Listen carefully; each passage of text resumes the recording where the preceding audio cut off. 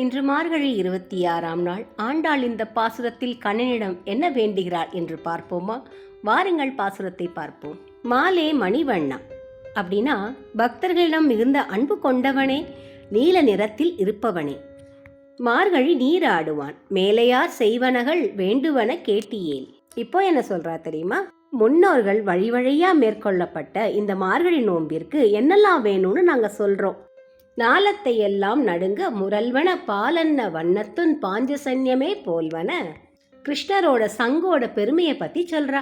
உலகத்தையே அதிர வைக்கும் ஒளியையும் பால் சாதம் போன்ற நிறத்தையும் உன் சங்காகிய பாஞ்சசன்யத்தை போன்றதுமான சங்கங்கள் போய்ப்பாடு உடையனவே. பல வலம்புரி சங்குகளையும் சால பெரும்பறையே பல்லாண்டு இசைப்பாரே கோல விளக்கே கொடியே விதானமே. சங்கு கேட்டா அடுத்து நோம்புக்கு என்ன கேட்கிறா தெரியுமா? பெரிய முரசுகள், பல்லாண்டு பாடும் பெரியோர்கள், மங்கள தீபங்கள், கொடிகளை கொண்ட விதானங்கள், ஆலியின் இலையாய் அருளேலோர் எம்பாவாய்.